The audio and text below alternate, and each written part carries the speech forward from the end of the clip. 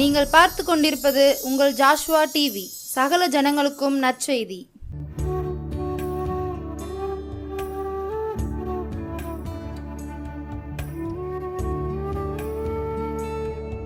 ஆண்டவரும் இரட்சகருமாய் இயேசுவின் நாமத்தினாலே ஜாஸ்வா டிவி நேயர்கள் அனைவருக்கும் நற்செய்தி நேரம் சார்பாக அன்பின் சமாதான வாழ்த்துக்களை தெரிவித்துக் கொள்கிறேன். எல்லாரும் ஆண்டவருக்குள் மிகுந்த சந்தோஷத்தோடு மகிழ்ச்சியோடு அநேக நன்மைகளை ஆண்டவர் கரத்திலிருந்து பெற்றுக்கொண்டிருப்பீர்கள் என்று ஆண்டவருக்குள் நம்புகிறேன்.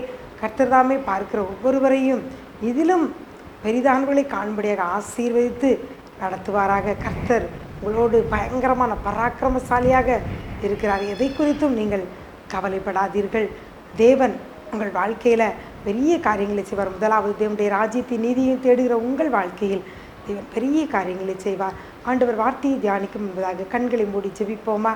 அப்பா பிதாவே, உம்மை துதிக்கிறோம் ஆண்டவரே, சோத்தரிக்கிறோம் அப்பா. ஆண்டவரே, இந்த நாளிலும் உடைய பாதத்தில் வந்திருக்கிறோம் அப்பா. ஆவியானவர் நீர் பேசுவீராகப்பா. எங்கள் பாரங்கள் சுமைகள் எல்லாவற்றையும் மண்டையில் இறக்கி வைக்க முடியாது கடந்து வந்திருக்கிறோம்ப்பா. அப்பா எங்கள் தகப்பன் நீர் ஆண்டவரே, வருத்தப்பட்டு பாரம் சுமக்கிறவர்களே என்னிடத்தில் வாருங்கள், நான் உங்களுக்கு இளைப்பாறுதல் தருவேன் என்று சொன்னீரே ஆண்டவரே. எங்களுக்கு இளைப்பாறுதலை தருகிற உங்கள் பாதத்தில் நாங்கள் வந்திருக்கிறோம். நீர் பேசும், எங்களோடு நீர் ஆண்டவரே பேசும், எங்களை நடத்தும். இயேசுவின் மூலம் ஜெபிக்கிறோம் நல்ல பிதாவே, ஆமேன் ஆமேன். சங்கீதம் 55 வசனம் 22. சங்கீதம் 55 வசனம் 22. கர்த்தர் மேல் உன் பாரத்தை வைத்துவிடு, அவர் உன்னை ஆதரிப்பார், நீதிமானை ஒருபோதும் தள்ளாட ஒட்டார். கர்த்தர் மேல் பாரத்தை வைத்துவிடு வசனம் சொல்கிறது. கர்த்தர் மேல் அவங்க பாரத்தெல்லாம் வச்சுருங்க. பார்த்து கொண்டிருக்கிற நீங்களும் நிறைய பாரங்கள் சுமந்து கொண்டு என்னால் முடியலை ஆண்டவரே அப்படின்னு சொல்லி கொண்டு தான் இருக்கிறீர்கள். அதான் வசனம் சொல்கிறது, கர்த்தர் மேல் உங்கள் பாரத்தை வச்சு விடு. கர்த்தர்கிட்ட எல்லாத்தையும் ஒப்பு கொடு, அவற்றை விட்டு கொடு, எல்லா காரியத்தையும் பார்த்து கொள்வார் என்று வசனம் சொல்கிறது. கர்த்தர் மேல் பாரத்தை வச்சுட்டா அவர் அங்கே என்ன செய்வாரா? அவர் உங்களை ஆதரிப்பாரா? ஆண்டவரே உங்களை ஆதரித்து உங்களை பார்த்து நடத்துவார். அப்படித்தான் கணவருக்கு ஒரு காலில் முட்டில் ஒரு சின்ன ஆப்ரேஷனுக்காக நாங்கள் ஜெபித்த பொழுது அது குறித்து அதிகமாக கலங்கி கொண்டிருப்பது ஆண்டவர் சொன்னார், கர்த்தர் மேல் உன் பாரத்தை வைத்துவிடு, ரிலாக்ஸாக இரு, எல்லாத்தையும் நான் பார்த்துக்கொள்வேன்னு சொன்னார். ஆண்டவர் அநேக நேரங்களில் அப்படித்தான் நாம் எல்லாவற்றையும் நாமே பார்த்து விடலாம், நாம் அதை செய்து விடலாம், இப்படி எல்லாமே சொல்லி நாம் என்ன செய்கிறோம், எல்லாவற்றையும் நாமே இழுத்து போட்டு கொண்டு விடுகிறோம். ஆனால் ஆண்டவர் சொல்லுகிறார், பாரத்தை என் மேலே வை. எங்களுக்கு அதை கற்றுக் கொடுத்தார். பாரத்தை மேலே வைத்துட்டு ரிலாக்ஸாக இரு, என்கிட்ட விட்டு கொடு அப்படின்னு சொன்னார். நாங்கள் விட்டு கொடுத்தோம். ஆண்டவர் பார்த்து கொண்டார். எல்லாவற்றையும் அந்த ஆப்ரேஷனை லகுவாக ஆண்டவர் நடத்தி கொடுத்தார். அதன் பின்பதாக நன்றாக நடப்பதற்கும் அவருடைய வேலையை செய்வதற்கும் புது பலன் புது கிருபையை ஆண்டவர் தந்தார். பிரியமானவர்களே, அந்த பாரத்தை அவர் மேலே வச்சதுனால அவர் எங்களை ஆதரித்தார். உங்களையும் அப்படியாக ஆண்டவர் என்ன செய்வார்? ஆதரிப்பார். நீங்கள் கஷ்டங்களை பாடுகள் எல்லாவற்றையும் நீங்கள் பார்த்துக்கோங்க, உங்கள் கையில் விட்டு கொடுக்க அப்படின்னு சொல்லி நீங்கள் விட்டு கொடுக்கும் பொழுது, ஏன்னால் விசுவாசிக்கிறவர் இன்னார் என்று அறிந்திருக்கிறபடியால் வசனம் சொல்லுகிறது, அவர் இன்னார் என்று உங்களுக்கு தெரியும். அவர் சர்வ வல்லமை உடையவர், சகலத்தை செய்ய வல்லவர். அவர் செய்ய நினைத்தது ஒரு நாள் என்ன செய்யாது, தடைபடாது. அப்படிப்பட்ட சர்வ வல்லமையுடைய வாழ்க்கையை நீங்கள் என்ன செய்யுங்க, எந்த பிரச்சனையும் அதை அவர் கையில் கொடுத்து எல்லாத்தையும் நீங்கள் பார்த்துக்கோங்க. ஏசப்பா இதை எப்படி சரி பண்ணணுமோ செய்யுங்க அப்படி சொல்லிவிட்டு நம்ம அமைதியாக இருக்கும் பொழுது அவர் என்ன செய்வாரா? அதை ஆதரிப்பார். அடுத்து அதிலே சொல்லுது, நீதிமானை ஒருபோதும் தள்ளாட ஒட்டார். நீதிமானை ஒருபோதும் தள்ளாடவே ஒட்டார். உங்களை அந்த பிரச்சனை பாடுகள் வந்ததுனால நீங்கள் கீழே விழுந்து போவதில்லை, மற்றவர்களுக்கு முன்பாக தாழ்ந்து போவதில்லை. ஆண்டவர் என்ன செய்வார்? உங்களை தள்ளாடாமல் உங்கள் தலையை என்ன செய்வார்? உயர்த்துவார் வசனம் சொல்கிறது. இதே போல வேதத்திலும் அவர் மேலே பாரத்தை வைத்தவர்கள் எப்படி ஆசீர்வாதத்தை பெற்றுக்கொண்டார்கள் பாரத்தை வைத்து என்று சொல்லி கூட சில காரியங்களை நாம் சிந்திக்க இருக்கிறோம். லூக்கா 5 வசனம் 4. லூக்கா 5 1வது வசனத்தில் இருந்து நாம் 9வது வசனம் வரைக்கும் பார்த்தோமானால் அங்கு பேதுரு படகு, அதில் ஆண்டவர் இருந்து என்ன செய்கிறார்? இயேசு இருந்து போதனை செய்கிறார். கெனசரேத்து கடல் ஓரம் திரளான ஜனங்கள் அவருடைய வசனத்தை கேட்கும்படி என்ன செய்தார்கள்? அவரை நெருக்கி கொண்டு வருகிறார்கள். உடனே அவர் என்ன செய்கிறார்? அந்த ஒரு ரெண்டு படகு அங்கே இருக்கிறது. ஒரு படகுல அவர் என்ன செய்கிறார், ஏறிக்கொள்ளுகிறார். அது சீமோனோடு தான் இருக்கிறது. எல்லாம் ஆண்டவர் செய்தியெல்லாம் சொல்லி முடித்த பின்பு அங்கே பேதர் எதுவுமே சொன்னதாக அங்கே போடப்படவில்லை. வசனம் 4, லூக்கா 5:4. அவர் போதகம் பண்ணி முடித்த பின்பு சீமோனை நோக்கி, ஆழத்திலே தள்ளி கொண்டு போய் மீன் பிடிக்கும்படி உங்கள் வலைகளை போடுங்கள் சொல்கிறார். ஆழத்தில் தள்ளி கொண்டு வலையை போடுங்க. ஏன்னா அவருக்கு தெரியும். அதுக்கு பிறகு அங்கே சீமோன் சொல்லுகிறார் 5ஆம் வசனம், ஐயரே, முழுவதும் நாங்கள் பிரயாசப்பட்டும் ஒன்றும் அகப்படவில்லை, ஆகிலும் உடைய வார்த்தையின்படியே வலையை போடுகிறேன் என்றார். முழுவதும் பிரயாசப்பட்டிருக்காங்க, ஒன்றும் அகப்படலை. அப்போது அந்த நேரம் பார்த்து ஆண்டவர் என்ன செய்கிறார், அந்த படகுல ஏறி அவர் போதனை பிரசங்கம் செய்து கொண்டே இருக்கிறார். அப்போது அந்த பேதுரு அவர் என்ன செய்யலை, தொந்தரவுப்படுத்தலை.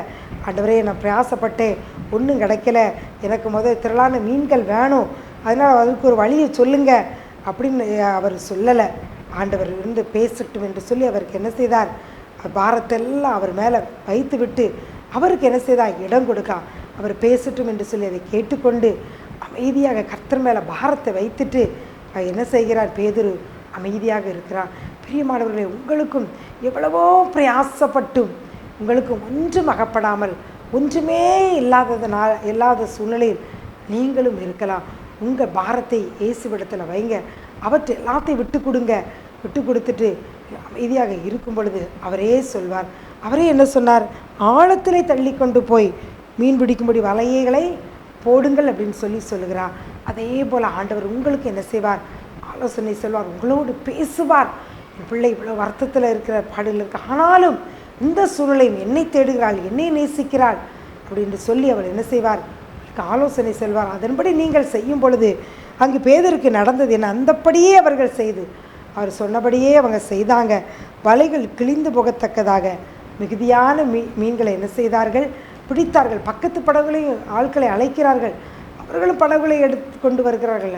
அது நிரம்பத்தக்கதான அவ்வளவு பெரிய ஆசீர்வாதத்தை அங்கு இயேசு கொடுக்கிறார். பிரியமானவர்களே, நீங்களும் இப்படியாக கர்த்தர் மேலே பாரத்தை வைத்துவிட்டு அவருக்கு அடுத்த காரியங்களை நீங்கள் செய்யும் பொழுது உங்கள் வாழ்க்கையில் அவர் பெரிய காரியங்களை செய்வார். ஒரு மகள், வாலிப மகள், அவர் கல்லூரி நாட்கள் படித்து கொண்டு இருக்கும்போது அந்த கல்லூரியில் அவள் இந்த அநேக கூடுகைகளிலும் அங்கு ப்ரேயர் செல்ல அது நடத்துவதிலும் அநேக ஆண்டவர்களை நடத்துவது, இன்னும் அதில் பாடுவது, இன்னும் செய்தி கொடுப்பது, அங்கு என்னென்ன ஆண்டவருக்கு அடுத்த வேலைகள் அத்தனையில் தன்னை முழுமையாக ஈடுபடுத்தி கொண்டு காரியங்களை செய்து கொண்டிருந்தாள். படிப்பாள், ஆனால் அதற்கென்று முக்கியத்துவம் கொடுத்து அதற்கான எந்த காரியங்களும் மிகுதியாக முயற்சி எடுக்காமல் ஆண்டவருக்கான காரியங்களை செய்து கொண்டு வந்தாள். எல்லாரும் அவளை பார்த்து சொன்னார்கள், நீ படிக்கிற நேரத்தையெல்லாம் வீணடிக்கிறாள், நீ எப்படி நீ ஒரு வேலைக்கு செல்வாய், இன்டர்வியூலாம் கேம்பஸில் எப்படி செலக்ட் ஆவாய் அப்படின்லாம் சொல்லி எல்லாரும் அவளை நெய்கை கேள்விகள் கேட்டவளை குற்றம் சாட்டியது உண்டு. இப்படி நீ வீணாக ஒரு பேதையாக இருக்கிறாய், நாணமற்று நடந்து கொள்கிறாய் என்று சொன்னார்கள். அப்பொழுது அவள் சொன்னார், எல்லா காரியத்தையும் ஆண்டவர்கிட்ட நான் சொல்லிவிட்டேன். அப்பா, நான் படிக்கிறேன், ஞானத்தை நீ தருகிறீர், ஆனால் நான் உங்களுக்கு முக்கியத்துவம் கொடுக்குறேன். என்னுடைய குடும்ப காரியங்கள் எல்லாம் உங்களுக்கு தெரியும். என்னுடைய ஞானம், நான் அந்தளவுக்கு ஞானம் இல்லாதவள், எல்லாவற்றையும் நான் உங்கள் கையில் கொடுக்க ஏசப்பான்னு சொல்லிவிட்டு நான் உங்களுக்கான காரியங்களை நான் பார்க்கிறேன் என்று சொல்லியிருக்கிறேன். கர்த்தரின் காரியத்தை எல்லாம் பார்த்து கொள்வார் என்று சொல்லி அந்த மகள் அன்பாக கடந்து சென்றாள். அப்படியாக அவள் 4 வருட படிப்பும் முடியும் பொழுது அவளுக்கு நல்ல கம்பெனியில் அவள் தேர்வாகி அவள் அந்த வேலையை செய்வதற்கு ஆண்டவர் அவளை எல்லாரை காட்டிலும் ஒரு உயர்ந்த இடத்துல வைத்தார். இன்றும் அவள் வேலையையும் பார்த்து கொண்டு ஆண்டவருடைய காரியத்தையும் அவள் செய்கிறாள். பிரியமானவர்களே, உங்கள் பாரங்கள், சுமைகள் எல்லாவற்றையும் அவர் கரத்தில் வைத்துவிட்டு அவருக்கென்று நேரத்தையும் உங்கள் பொருளையும் உங்கள் உழைப்பையும் அவருக்கென்று நீங்கள் கொடுக்கும் பொழுது அவர் என்ன செய்வார், நீதிமானை ஆதரிப்பார், தள்ளாட விடமாட்டார். வலைகள் கிளியத்தக்க ஆசீர்வாதத்தை கொடுத்தது போல உங்களுக்கும் தேவன் பலவிதமான நன்மைகளை கொடுத்து ஆசீர்வதிப்பார். அடுத்து நாம் பார்த்தோமானால் பேதுரு சிறைச்சாலையில் இருக்கிற அப்போஸ்தலர் 12வது அதிகாரத்தில் பார்த்தோமானால் அங்கு ஏரோது ராஜா அவனை என்ன செய்கிறார், சிறைச்சாலையிலே கொண்டு போடுகிறார். அவனை கொலை செய்ய வேண்டும் மறுநாள் என்று சொல்லி திட்டம் தீட்டி அங்கே சிறைச்சாலையில் போடுகிறார்.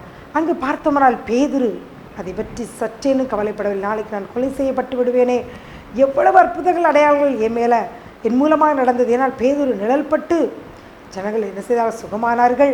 அவன் பிரசங்கத்தை கேட்டு 3000 பேர் 5000 பேர் ரட்சிக்கப்பட்டார்கள். ஆலயத்துக்கு செல்லும் பொழுது அவன் நடக்க முடியாத சப்பானி நடந்தார். இவ்வளவு காரியங்கள் நடந்தது. நாளையோடு என் வாழ்க்கை முடிந்து விடுமா, என்ன ஆண்டவரே அப்படி என்றெல்லாம் சொல்லி அவன் புலம்பவில்லை. மாறாக அவன் என்ன செய்தான் என்று நாம் பார்த்தோமானால் அப்போஸ்தலர் 12வது அதிகார வசனம் 6, ஏரோது அவனை வெளியே கொண்டு வரும்படி குறித்திருந்த நாளுக்கு முந்தின நாள் ராத்திரியிலே நாளை அவன் வெளிவர வேண்டும், அவன் கொலை செய்யப்பட வேண்டும். நாள் குறித்தாயிற்று. அந்த ராத்திரியிலே பேதுரு 2 சங்கிலிகளினாலே கட்டப்பட்டு 2 சேவகர் நடுவே என்ன செய்தான், நித்திரை செய்து கொண்டிருந்தான். அழகாக என்ன செய்துட்டு இருக்கான், நித்திரை பண்ணி கொண்டு இருக்கிறான் பேதுரு. நாளைக்கு நான் வெளிவருவோமே, கொலை செய்யப்பட்டு விடுவோமே என்ற எந்த கவலையும் இல்லை. எல்லா பாரத்தையும் என்ன செய்து விட்டார் பேதுரு, கர்த்தர் மேலே வைத்து விட்டார். வைத்ததுனால அவர் என்ன செய்தார், அவரை ஆதரித்தார். அவர் பேதுருவை, நீதிமானாகிய பேதுருவை அவர் என்ன செய்யலை, தள்ளாட விடவில்லை, வெட்கப்பட விடவில்லை. அங்கு என்ன செய்தார், 7வது வசனம், கர்த்தருடைய தூதன் அங்கே வந்து நின்றான். அறையிலே வெளிச்சம் பிரகாசித்து விழாவிலை தட்டி எழுப்புகிறான். பாதரட்சைகளை எல்லாம் தொடுத்துக்கொள் என்று சொல்லுகிறார். வஸ்திரத்தை பொறுத்து கொண்டு என் பின்னே நடன்னு சொல்லுகிறார். அவன் சொப்பனம் என்று நினைக்கிறான். அப்படியே அவர்கள் 1ஆம் காவல் 2ஆம் காவல் எல்லாவற்றையும் கடந்து வருகிறான். வீதியிலே வந்து விட்ட பின்பு தூதன் என்ன செய்கிறான், மறைந்து செல்கிறான். அங்கு சபையாக கூடி ஜெபிக்கிற இடத்துக்கு பேதுரு வருகிறான். பேதுரு என்ன செய்கிறான், காப்பாற்றப்படுகிறான். பிரியமானவர்களே, அவ்வளவு ஒரு 2 சங்கிலியினால் கட்டப்படுகிற 2 சேவகர் உட்கார்ந்து அவனை என்ன செய்கிறார், பத்திரமாய் பார்த்து கொண்டு இருக்கிறார்கள். எதற்காக, அவனை கொலை செய்து விட வேண்டும் என்று சொல்லி இயேசுவின் நாமத்தை இவன் பிரசங்கிக்கிறானே, இவன் கொல்லப்பட வேண்டும் என்பதற்காக. இவ்வளவு காரியங்கள் நடக்கும் பொழுதும் பேதர் என்ன செய்கிறார், அந்த பாரத்தை எல்லாம் கர்த்தர் மேல் வைத்துக்கொண்டு அவர் என்னை ஆதரிப்பார், அவர் பார்த்து கொள்வார் என்று சொன்னதனால் அவரை தள்ளாட விடவில்லை. தூதன் வருகிறார், அவன் வெளியே அழைத்து வருகிறார். பிரியமானவர்களே, நீங்களும் இப்படிப்பட்ட சூழ்நிலையில், கட்டப்பட்ட நிலைமையில், ஆண்டவரே நான் எதையும் செய்ய முடியாத கட்டப்பட்ட ஒரு சூழ்நிலை, என் சரீரம் ஒத்துழைக்கவில்லை, நான் என்ன செய்வதென்று தெரியவில்லை, விட்டு விட்டு வெளியே செல்ல முடியாத ஒரு சூழ்நிலையில் வியாதி நிமித்தம் முட்டக்கப்பட்டு நான் கிடக்கிறேனே அப்படின்னு சொல்லி கூட நீங்கள் அந்த பாதையில் கடந்து செல்லலாம். உங்களை காக்கும்படியாக, உங்களை அதில் விடுவிக்கும்படியாக, உங்களை ஆதரிக்கும்படியாக, உங்களை தள்ளாட விடாமல் காக்கும்படியாக ஒரு தேவன் இருக்கிறார். பாரத்தை எல்லாம் அவர் மேல் வைத்து விடுங்கள். அவரிடம் சொல்லிவிட்டு நீங்கள் அமைதியாக உத்திரை கொண்டு இருக்கும் பொழுது அவர் உங்கள் இருதயத்தை பார்ப்பார், உங்களுக்காக செயலாற்றுவார். தூதன் வருவார், சங்கிலிகள் அது என்ன செய்யும், கலன்று விழும். கர்த்தர் உங்களை நடத்தி செல்வார்.